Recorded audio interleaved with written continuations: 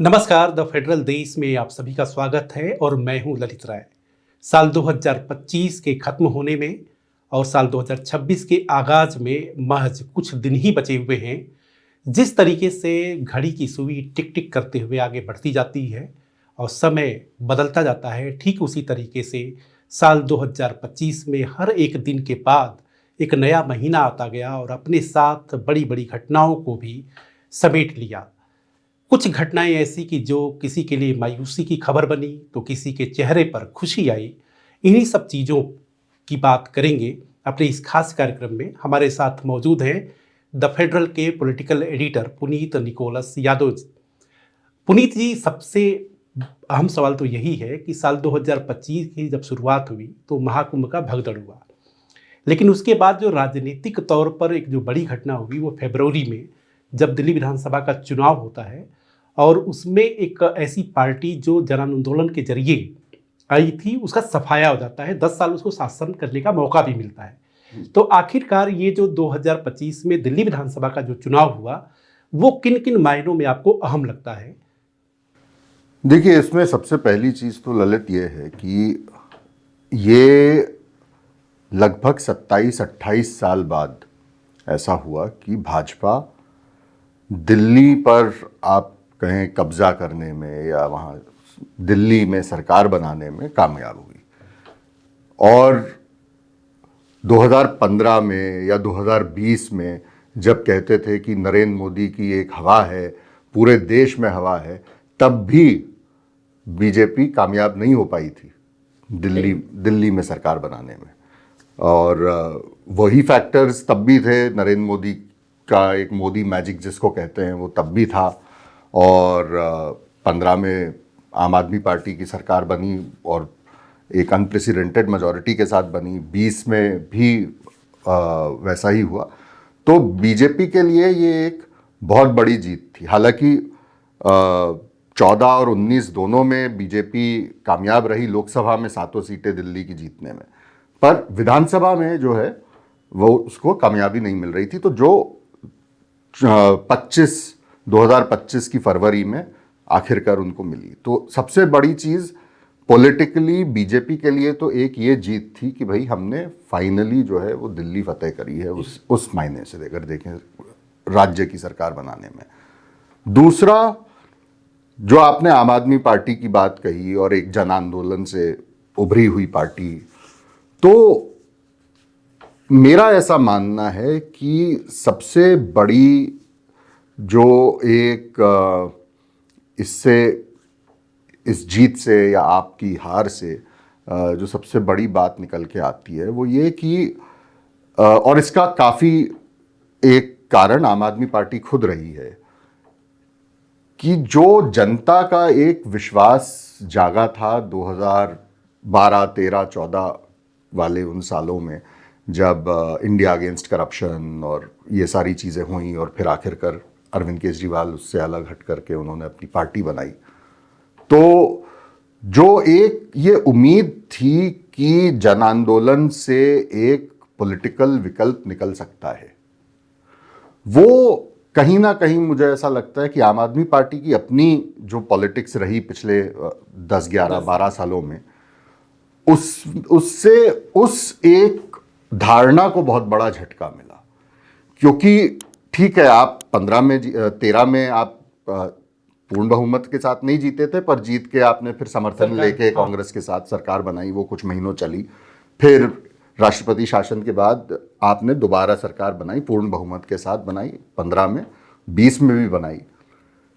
पर जो चीजें जनता ने मानी थी कि एक जन आंदोलन से निकली हुई पार्टी, जनता की पार्टी, उस लिहाज से वो चीजें हुई नहीं। जितने मुद्दे आप लेकर के राजनीति में आए थे, सबसे बड़ा मुद्दा था लोकायुक्त का।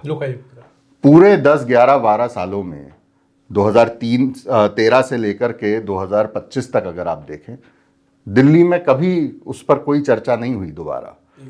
आप सरकार में रहे, आपने क्या किया लोकायुक्त को? सबसे बड़ी चीज है कि लोकायुक्त वो ऐसा मुद्दा बना कि कांग्रेस की जमीन खत्म हो गई। आज तक कांग्रेस उठ नहीं पाई है। और वो लोकपाल दिल्ली में इनकी सरकार आने के बाद में कभी नहीं वो बन पाया। मतलब ठंडे बस्ते में गया और ऐसे गया हाँ, कि फिर ऐसा वो गया कि कभी दफा उठा ही नहीं वो। उठा ही नहीं। ठीक है। और जनता ने भी पूछना बंद कर दिया। वही जनता जो आपको सर पर बैठा करके लेके आई थी 70 मतलब जो है 62 सीटें लेकर के, और 67 एक बार, तो 15 में तो 67, फिर 62 या 63, तो उतनी सीट्स के साथ में आपको लेके आई, उसने भी पूछना बंद कर दिया कि भाई लोकपाल का क्या हुआ। अच्छा, ये अपने आप में बहुत इंटरेस्टिंग है कि जो पब्लिक मतलब लोकपाल के मुद्दे पर, लोकायुक्त के मुद्दे पर केजरीवाल को बहुत समर्थन, थंपिंग मेजॉरिटी देती है। सही बात है कि वो सवाल भी नहीं करती है, और उसका सबसे ज़्यादा खामियाजा कांग्रेस को उठाना पड़ा था जो। और अच्छा, इसमें कांग्रेस भी उस चीज़ को कभी मुद्दा नहीं बना पाई, कभी नहीं बना पाई। और देखिए, इसका एक ओवर आर्चिंग या एक बड़े पैमाने पर अगर आप देखें, मेरा ये मानना है कि 2014 के बाद से धीरे धीरे 2014 और 2025 के बीच इन 11 वर्षों में जिस तरह की राजनीतिक हलचल देश में रही या राजनीतिक गतिविधियां हुई, बीजेपी की तरफ से, आम आदमी पार्टी या कहीं भी, कांग्रेस की अपनी जो सरकारें हैं चुनिंदा कुछ राज्यों में, वहाँ भी, खास तौर से बीजेपी की जो राजनीति रही है, उसने शायद पिछले 10-11 सालों में, अगर आप मुझसे ये पूछें कि नरेंद्र मोदी की सबसे बड़ी लेगेसी इन 11 सालों में क्या रही, हाँ, ये एक बड़ा सवाल है। ठीक है, तो मैं ये कहूँगा कि उसमें कोई, कि आप चुनाव जीत गए, आप 2/3 बहुमत ले आए या ये हो जाए, उस तरह, ये सब तो बाद में आती है मेरे नज़रिए से। सबसे बड़ी लेगेसी उनकी रही कि उन्होंने 11 साल में लोगों को, जो एक लोगों में आम तौर पर सोचने की एक कुवत थी, थोड़ी लोग सोच करके वोट डालते थे कि भाई अच्छा ठीक है, ये 2 पार्टी या 3 या 4 पार्टी मेरे सामने हैं, और इन्होंने ये किया है, इन्होंने ये किया है, या इनके उम्मीदवार ये हैं, इनके उम्मीदवार ये हैं, ये मुद्दे हैं। महंगाई मेरे लिए अगर मुद्दा है, या बेरोजगारी अगर मेरे लिए मुद्दा है, तो मैं उस हिसाब से सोच समझ के, नाप तोल के वोट देता था। वो सोचने की ताकत पिछले 11 सालों में मोदी जी ने खत्म कर दी है। मेरे हिसाब से सबसे बड़ी लेगेसी उनकी ये है कि वोटर का जो सोचने का जो एक नजरिया होता था अपना, वो खत्म हो गया है। अब आपने उसको रिड्यूस कर दिया है एक छोटे लेवल पर, कि एक प्योरली ट्रांजैक्शनल पॉलिटिक्स होगी, लेन देन की राजनीति। आप लाभार्थी हो, मैं सरकार हूं, मैं आपको ये दे रहा हूं, सामने वाला अगर आपको कोई काउंटर ऑफर देगा तो मैं इससे ज्यादा बढ़ के आपको दूंगा।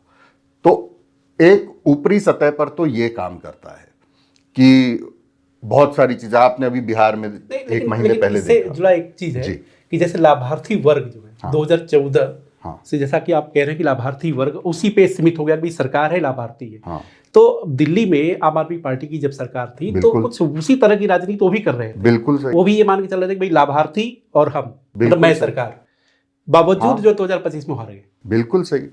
तो देखिए, यही चीज आप देखें कि आम आदमी पार्टी ने, जो मैं ये कह रहा था कि इश्यूज खत्म कर दिए गए, 10 साल तक आम आदमी पार्टी ने क्या किया? यही किया ना, हम आपको फ्री राशन दे देंगे, फ्री बिजली दे देंगे, फ्री मोहल्ला क्लिनिक में इलाज दे देंगे, बस में फ्री सर्विस दे देंगे, ये भी फ्री, सब ले लो। फ्री का खजाना, मतलब उसमें दिल्ली का अपना खजाना कितना खाली हुआ, डेट बर्डन कितना बड़ा, ये सारी चीजें जनता ने सोचना बंद कर दी, सिर्फ इसलिए क्योंकि आपको ये भी फ्री मिल रहा है, ये भी फ्री मिल रहा है, ये सारी चीजें फ्री। ठीक है, उसमें अच्छे काम भी हुए, कुछ स्कूल्स थे जो बहुत अच्छे से चलने लग गए दिल्ली सरकार के, जिनको एक मॉडल स्कूल की तरह प्रेजेंट किया गया, तो वो भी हुए अपनी जगह, वो भी चीज़ ठीक थी। लेकिन और कौन सी ऐसी चीज़ थी जिससे आपको ये लगे कि भाई ये जनता, जन आंदोलन से निकली हुई पार्टी है, जनता इन चीज़ों से एजिटेटेड या फ्रस्ट्रेटेड है और इन पे वो डिलीवर कर रही है? ऐसा तो कुछ नहीं था।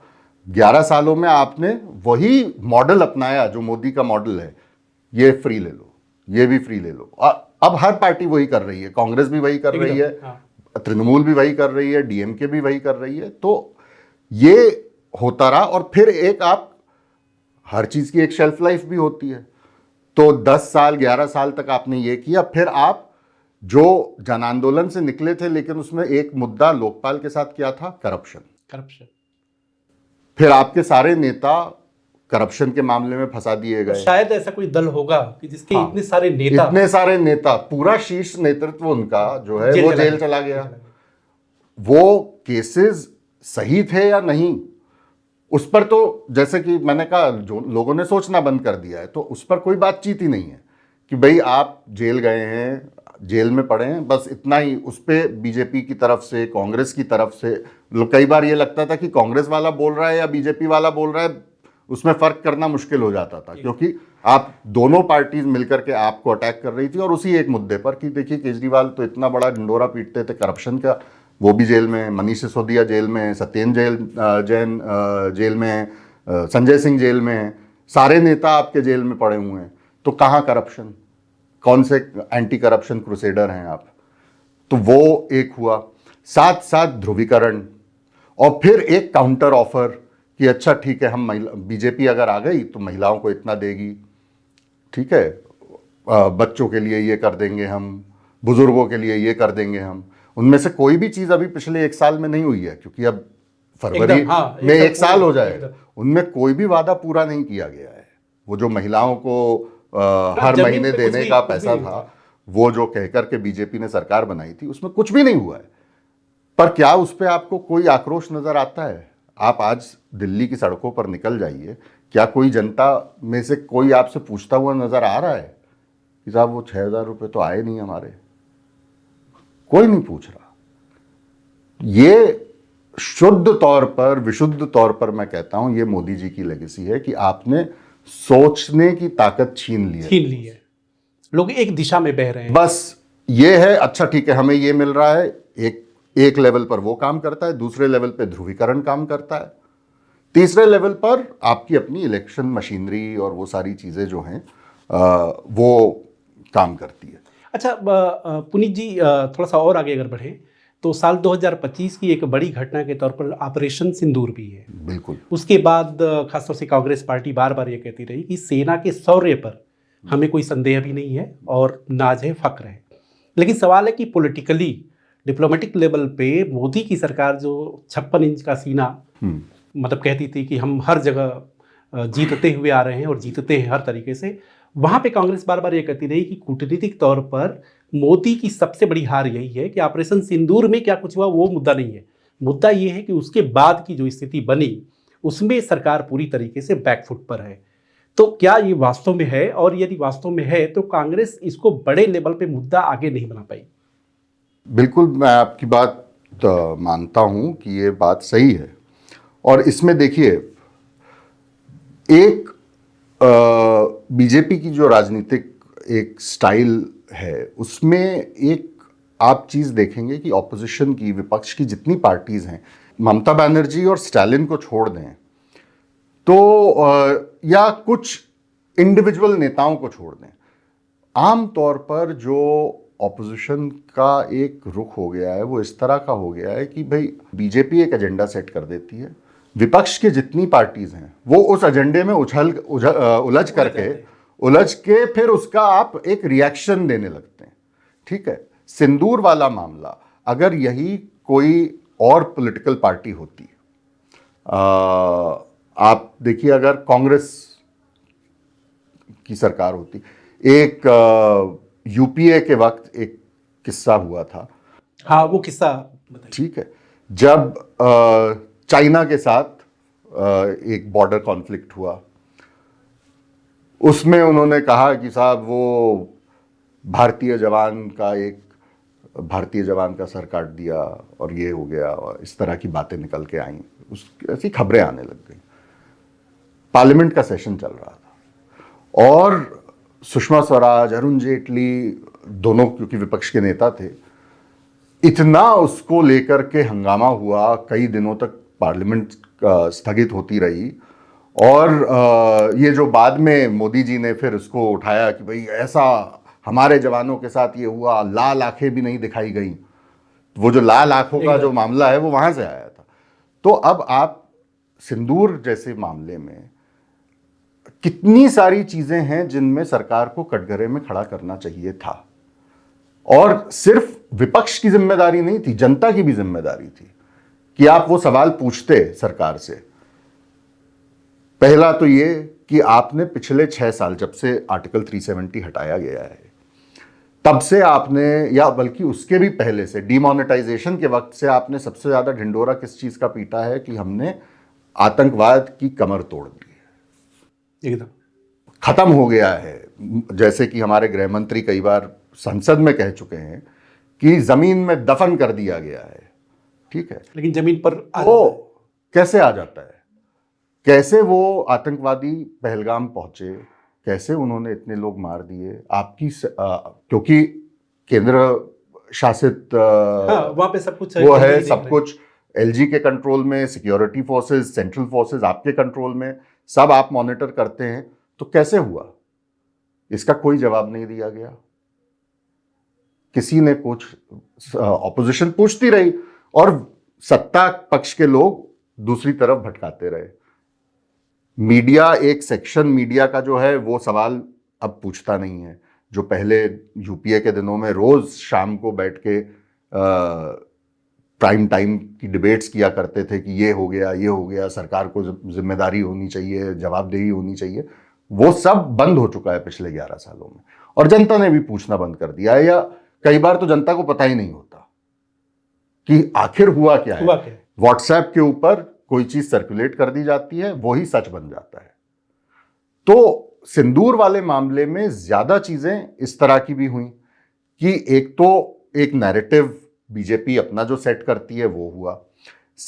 विपक्ष ने कई सवाल उठाए जब बहस हुई पार्लियामेंट में, तो राहुल गांधी हो या विपक्ष के राज्यसभा में मल्लिकार्जुन खड़गे हो या डीएमके से कानीमोड़ी हो, आपका महुआ मोइत्रा और कल्याण बैनर्जी तृणमूल कांग्रेस से, बहुत सवाल उठाए गए और बहुत पॉइंटेड सवाल उठाए गए। ऐसा नहीं था कि एक फ्री पास दे दिया सरकार को कि अच्छा ठीक है, आप, हम सब आपके साथ खड़े हुए हैं, लेकिन कोई जवाब नहीं आया। और इसमें जो मैं कहता हूं कि जनता की भी उतनी जिम्मेदारी है भाई, और हमें लेकिन सोचना हमारा बंद हो गया है। वो इसलिए क्योंकि उसके बाद क्या हुआ, चुनाव आए बिहार के, कितनी बड़ी मेजॉरिटी से एनडीए वहां चुनाव जीती, क्या किसी ने पूछा? तो मतलब आप ये कहना चाहते हैं कि भारतीय जनता पार्टी ने सब कुछ जनता के ऊपर छोड़ दिया है, मतलब हाँ। कि उनके सारे फैसले जनता का फैसला है। हाँ। उनके सारे और वो एक वैलिडेशन है, और वैलिडेशन है कि हम जो कर रहे हैं वो सही है, इसलिए हम चुनाव जीत रहे हैं। हाँ, क्योंकि जनता, वो चुनाव आप कैसे भी जीत रहे हो, उसके कारण कोई और होंगे, कहीं और होंगे, लेकिन क्योंकि आप चुनाव जीत रहे हैं तो हमने जो गलत भी किया है वो भी सही है, वो भी वैलिडेट कर दिया जाए कि वो भी सही है। हाँ, कि चाहे वक्फ का कानून हो, हाँ, वक्फ का एक बड़ा, या आपका अभी, क्यों, हालांकि वो जेपीसी में है, वन नेशन वन इलेक्शन हो, हमारी जो भी पॉलिसी है, अभी नरेगा का नाम चेंज कर दिया वो, इसके बाद अगर कोई चुनाव, अभी क्योंकि अगले साल शुरुआत में ही 4-5 राज्यों में चुनाव है, वहां मान लीजिए अगर असम दोबारा जीत जाए, बंगाल में अगर जीत जाते हैं या उनका प्रदर्शन अच्छा हो जाता है, या केरला और तमिलनाडु में खाता खुल जाता है, तो उसको इसी तरह से बताया जाएगा, ऐसे पेश करेंगे कि देखिए साहब, हम, ये तो नरेगा के खिलाफ प्रोपेगेंडा था, और सरकार को जो, भाजपा को जो वोट मिला है वो इसीलिए मिला है क्योंकि हमने ये कर दिया। अच्छा, इसी से संबंधित ऑपरेशन सिंदूर के बाद एक बड़ी घटना होती है, पॉलिटिकली बहुत बड़ी घटना होती है, कि जब जगदीप धनखड़ इस्तीफा देते हैं। ये बात तो तय थी कि भारतीय जनता पार्टी, चूंकि वो उसके पास थंपिंग मेजॉरिटी लोकसभा में भी, राज्यसभा में भी कंफर्टेबल वो थे, तो कोई भी वाइस प्रेसिडेंट होगा वो उनके पसंद का कैंडिडेट होगा, और हुआ भी यही। लेकिन सबसे बड़ी चीज़ है कि जनता आज भी मतलब इस बात को समझ नहीं पाई कि 21 जुलाई 2025 को आखिरकार ऐसा क्या हुआ कि जगदीप धनखड़ ने एक ट्वीट किया और उसके बाद जो है कि मैं अपना पद जो छोड़ रहा हूँ। ये आज भी मतलब इस पे एक तरह का रहस्य है। हाँ, ये बना हुआ है, और ये तब तक बना रहेगा जब तक डायरेक्टली इन्वॉल्व प्लेयर्स, और वो कौन है, या तो धनखड़ साहब खुद, या प्रधानमंत्री, या गृह मंत्री, या संसदीय कार्य मंत्री, या फिर भाजपा अध्यक्ष, जो अब पूर्व भाजपा अध्यक्ष होने वाले हैं, नड्डा साहब, इनमें से कोई आकर के ये बात आपको बताए। कहे धनखड़ साहब कुछ कहने को तैयार नहीं है। मतलब इतना, अब इतने महीने बीत चुके हैं उनके रेजिग्नेशन के बाद, उनकी एक पब्लिक अपीयरेंस हुई है जब नए उपराष्ट्रपति की शपथ हुई, उस दिन वो वहां मौजूद थे। और मैं आपको बताऊं उस दिन क्योंकि वो एक ऐसा फंक्शन होता है जहां सभी दलों के सांसद बुलाए जाते हैं, सब लोग वहां मौजूद होते हैं। कई विपक्ष के सांसद उनसे जाकर के मिले उस दिन, जिस दिन राधाकृष्णन साहब की शपथ हो रही थी। और कई लोगों ने जाके उन्हें कोशिश करी कि धनखड़ साहब आपसे कुछ बोल दीजिए, कुछ बोल दें। कोई जवाब उन्होंने नहीं दिया। कई विपक्ष के नेताओं ने उनसे समय मांगा कि हम मिलने आना चाहते हैं आपसे, और उन्होंने सब उनके जो वहां सेक्रेटरी मौजूद थे उनसे कहा कि भाई सबके नाम लिख लो कि ये कौन कौन मिलना चाहते हैं, आप नाम लिख लीजिए, हम आपको बता देंगे जब धनखड़ साहब थोड़े फ्री होंगे। अब वो क्या करने में बिजी हैं ये हम नहीं जानते। मतलब अब तो आप उपराष्ट्रपति नहीं हैं, तो ऐसी क्या मसरूफियत है हमें नहीं पता। पर उनको ये बात बताया गया कि आपको वक्त दिया जाएगा, बुला लिया जाएगा। उनमें से एक विपक्ष के सांसद से अभी जब संसद सत्र चल रहा था, तो शीतकालीन सत्र जब चल रहा था, तब मैंने पूछा कि आपने भी तो नाम लिखवाया था, क्या हुआ? बोले इंतजार कर रहे हैं। अच्छा। तो ये जो हम बार बार कहते हैं, एक डेमोक्रेटिक बैकस्लाइडिंग की निशानी है ये, कि दूसरा सबसे महत्वपूर्ण constitutional post, vice president of India, एक आदमी जो वाइस प्रेसिडेंट है वो एकाएक दिन भर सदन चलाने के बाद, शाम को ऑल पार्टी मीटिंग करने के बाद घर जाता है और इस्तीफा भेज देता है, और अगले दिन उनके लिए कोई फेयरवेल नहीं होती है, कोई क्लैरिफिकेशन नहीं आता है। इतनी शांति रहती है कि जैसे लगा कुछ हुआ ही कुछ भी नहीं। और विपक्ष सवाल पूछती रहती है कि भाई क्या हुआ। या अब जैसे इस सेशन में भी जब नए उपराष्ट्रपति साहब ने पहली बार आकर के आसन संभाला और हाउस चलाया, उस दिन भी उनके वेलकम के टाइम पर भी विपक्ष के नेताओं ने कहा कि पूर्व उपराष्ट्रपति जी को कम से कम एक फेयरवेल हमें देना चाहिए। उस पर भी कोई जवाब नहीं आया, बल्कि सरकार ने कहा कि ये इस चीज को रिकॉर्ड से हटा देना चाहिए क्योंकि ये वेलकम का पार्ट नहीं है, ये पुरानी घटना का जो है की बात हो रही है, तो इसको हटा दीजिए। तो उस पे भी कहीं से कोई सवाल नहीं पूछता, कोई ये नहीं कहा जाता कि भाई हुआ क्या, ऐसा क्या हुआ। क्योंकि ऐसा तो नहीं है, हालांकि धनखड़ साहब ने कहा कि उनकी तबीयत नासाज थी, इसलिए उन्होंने, उसके बाद अभी पिछले महीने वो एक आरएसएस के फंक्शन में थे, वो भोपाल में, वहां उन्होंने कुछ भाषण दिया, कुछ बात जवाब नहीं दिए कोई भी जो सवाल उनसे पूछे। लेकिन लोग कहते हैं कि उनके सवालों में ही जो है, मतलब जो भी कुछ वो बोल रहे थे उलझते रहिए और अपने तर्क निकालते रहिए। तो एक तरह से जो मोदी जी ने आत्मनिर्भर का नारा दिया हुआ है, मतलब आत्मनिर्भर बना दिया। हाँ, तो आप भी अब आत्मनिर्भर हैं। आपके विवेक से, आपकी समझ से, आपको अगर कुछ समझ आता है, आप तर्क निकाल सकते हैं तो आप निकाल लीजिए। सरकार की तरफ से या जिम्मेदार लोगों की तरफ से आपको कुछ नहीं बताया जाएगा। मतलब आप अपनी बुद्धि विवेक का इस्तेमाल करें। हाँ, और जो अगर कर सकते हैं तो वो भी कर सकना भी बड़ी बात है। अगर आपको इस लायक अभी भी आप बचे हैं तो कर लीजिए और सोच लीजिए। चलिए मान लीजिए अगर आप कर भी लेते हैं, उसके बाद क्या होगा? बिहार के चुनाव में आपने इसका जवाब जो है सबसे मेरे से बेहतर बिहार के चुनाव में मिल गया। अच्छा, बिहार चुनाव का भी हम लोग जिक्र करेंगे। उससे पहले एसआईआर जी एक ऐसा मुद्दा है कि जो जून से शुरू हुआ, और ऐसा चल रहा है। हाँ, चल भी रहा है। और ऐसा कहा भी जा रहा है कि अगर विपक्ष ने संसद से लेकर के सड़क तक आवाज नहीं उठाया होता तो शायद बरहमे दस्तावेज के तौर पर आधार कभी जुड़ता भी नहीं। बिल्कुल। तो ये तो विपक्ष की एक बड़ी कामयाबी हुई कि आधार को उन्होंने दस्तावेज के तौर पर जुड़वा लिया।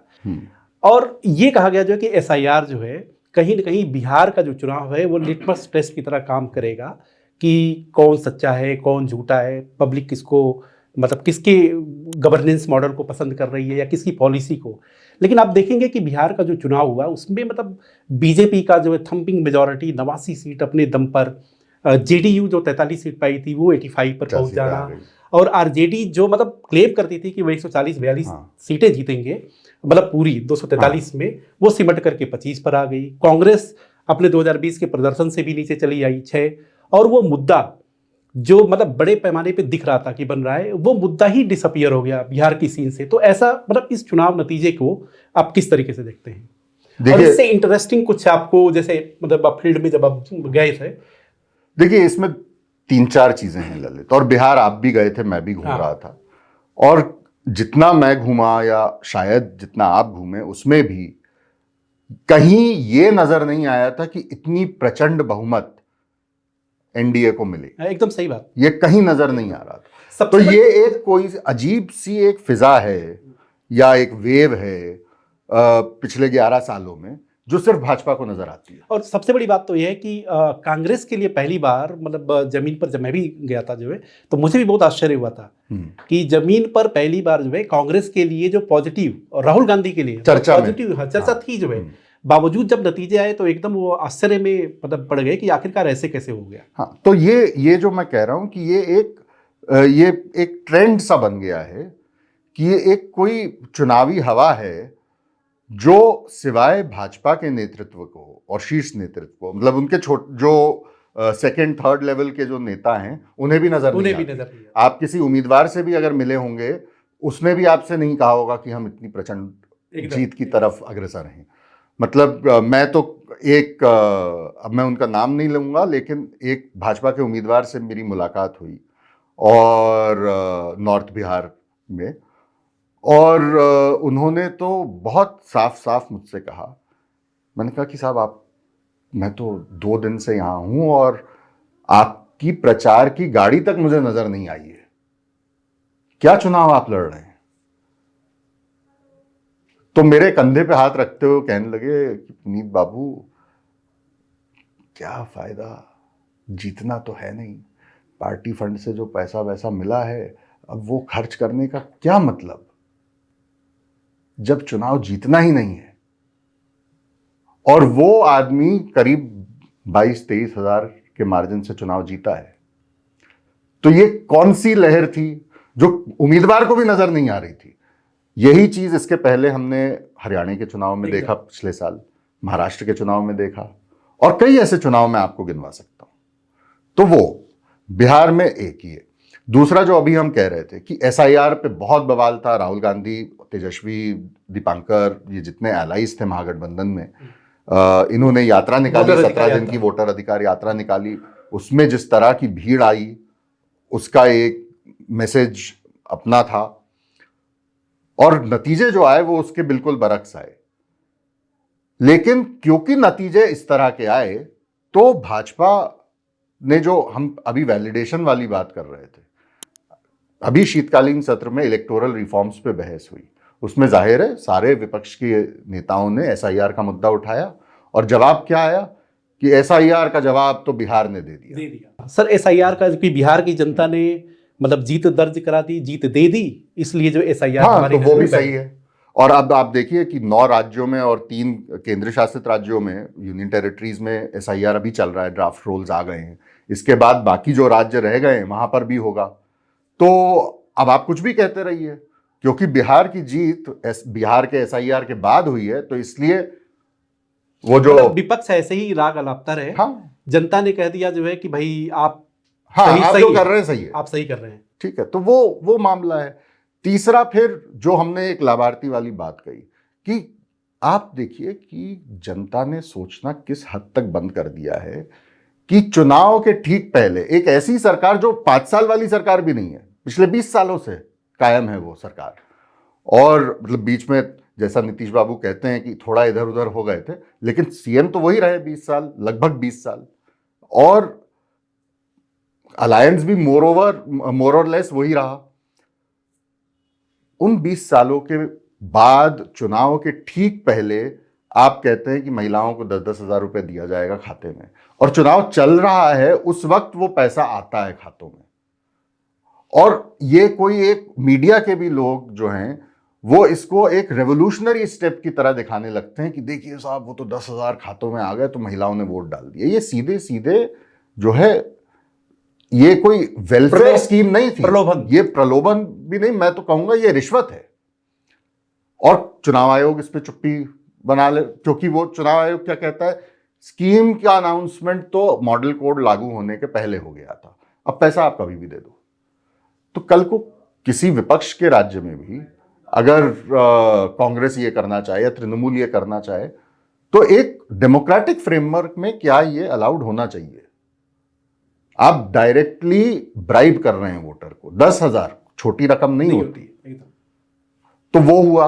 तो ये सारे फैक्टर्स कंबाइन होकर के बिहार में एक जिस तरह के नतीजे आए वो आए। तो आखिर उसमें बात यही है कि बहुत सारे मुद्दे थे बिहार के। पलायन एक बहुत बड़ा मुद्दा था, नौकरी ना होना, बेरोजगारी जो है वो एक बहुत बड़ा मुद्दा था, 20 साल की एंटी इनकम्बेंसी, नीतीश कुमार की अपनी सेहत, कई सारे ऐसे मुद्दे थे। पर अब क्योंकि आप जीत गए इसलिए सब कुछ जो तो है सब कुछ ठीक हो गया। सब कुछ ठीक हो गया।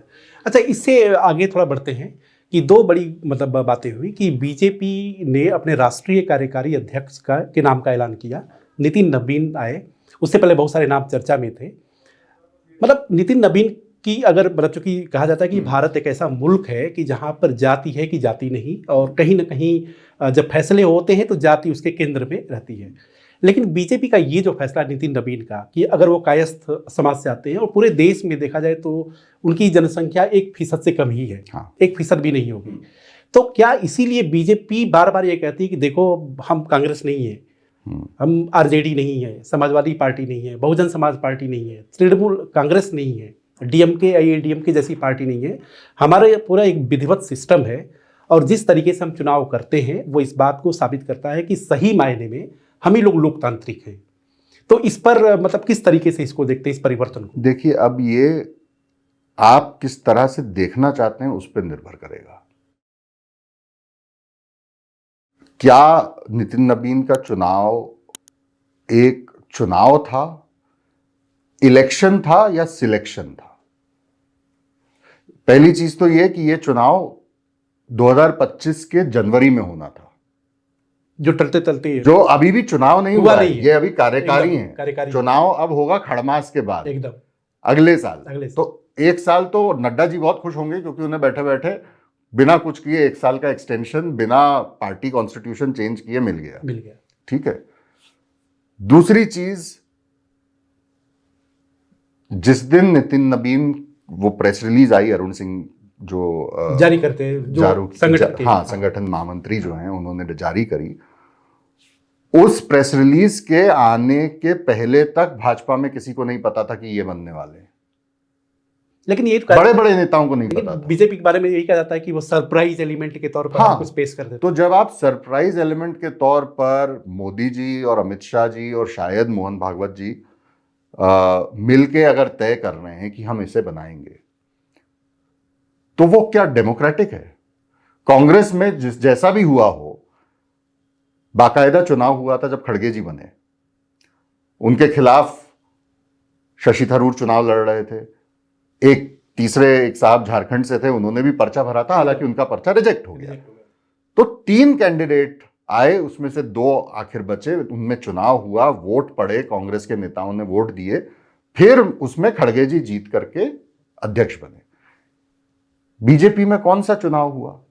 और मुझे बड़ा ताज्जुब हुआ जिस दिन नितिन नवीन दिल्ली आए चार्ज लेने कार्यकारी अध्यक्ष का, तो एक बीजेपी के स्पोक्सपर्सन हैं शहजाद पूनावाला, वो पहले कांग्रेस में हुआ करते थे। उन्होंने जब कांग्रेस छोड़ी थी 2017 में, या उनको कांग्रेस से निकाला गया था, आप जिस भी तरह देखना चाहें, किस बात पे उनका झगड़ा हुआ था कांग्रेस से? उनका यह कहना था कि ये रिग्ड चुनाव है, क्योंकि उस साल भी कांग्रेस अध्यक्ष का चुनाव होना था और राहुल गांधी कैंडिडेट थे चुनाव, वो तब बने थे 2017।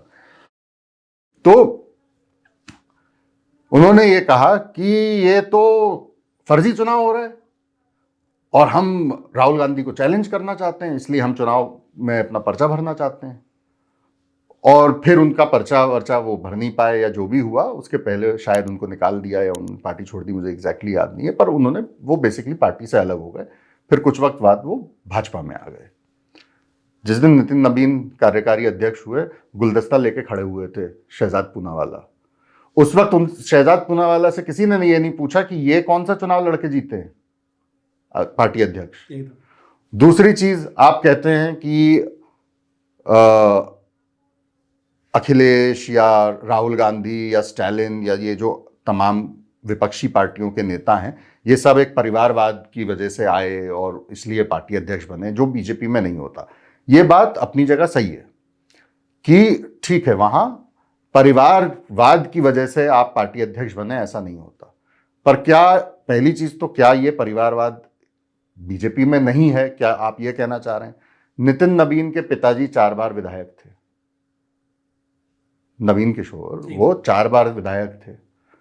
उनकी मृत्यु के बाद ये चुनाव लड़ने लगे उसी सीट से, पिताजी वाली सीट से, और फिर ये 5 बार के अब विधायक रहे, क्योंकि इनके पिताजी की मृत्यु हो गई इसलिए इनको टिकट मिला। और अब ये, तो क्या ये डायनास्ट नहीं है?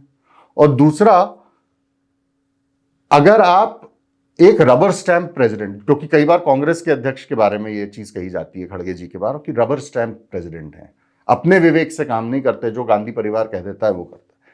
क्या नितिन नबीन या जेपी नड्डा या जितने बीजेपी के अभी अध्यक्ष रहे हैं, उनमें से कौन इंडिपेंडेंट माइंड से काम करता है? अमित शाह जी को छोड़ दीजिए, क्योंकि वो और नरेंद्र मोदी की जो जुगलबंदी है वो एक अलग लेवल की है, या जब वाजपेयी जी और आडवाणी जी का मामला था वो अलग मामला था। कौन सा ऐसा पार्टी अध्यक्ष आपने चुना है बीजेपी ने जो स्वतः अपने उससे काम कर रहा हो, इंडिपेंडेंट माइंड से काम कर रहा हो? ऐसा तो कोई भी उदाहरण आपके सामने? अच्छा, अब ये प्रियंका गांधी का जो एक चर्चा में चल पड़ा था, इमरान मसूद ने ये कुछ बात कही थी, उसके बाद फिर प्रियंका वाड्रा के जो पति हैं, उन्होंने भी, रॉबर्ट वाड्रा भी, इस बात को बोले कि अरे भाई इसमें नई बात क्या है, ये तो देश के अलग अलग हिस्सों से इस तरह की आवाज़ उठती ही रहती है। तो क्या आप देख रहे हैं कि कांग्रेस के अंदर शीर्ष पर कुछ उस तरह का परिवर्तन की सुगबुगाहट आपको नजर आती है कि बस यूं ही बात है तो फिर बात है? देखिए, रॉबर्ट वाड्रा जो कह रहे हैं उसको तो आप वैसे भी उस पर बहुत ज़्यादा तवज्जो देने की ज़रूरत नहीं है, क्योंकि वो उनके पास कोई मीडिया वाला पहुंच जाता है, वो अपने विवेक से कुछ भी एक बयान दे देते हैं, और अक्सर वो पार्टी के लिए डैमेजिंग ही होता है। हाँ, कई बार वो कह चुके हैं कि वो चुनाव लड़ना चाहते हैं, देखा भी गया है कई बार, और उन्होंने बैठे बैठे बीजेपी को मुद्दा हाँ, एक मुद्दा दे देते हैं। इमरान मसूद की जहां तक बात है, देखिए ये बात, इसमें कोई दो राय नहीं है कि इस वक्त और काफी समय से पार्टी में मैं इनको गुट तो नहीं कहूंगा, पर कांग्रेस में एक ये माहौल हो गया है कि राहुल की अपनी एक टीम है, एक लॉबी कह लीजिए उसको, नेताओं की, जो राहुल गांधी को अपना पावर सोर्स मानती है, उनसे पावर ड्रॉ करती है। उनका वजूद पार्टी में सिर्फ इसलिए है क्योंकि वो राहुल गांधी के खास लोगों में से माने जाते हैं।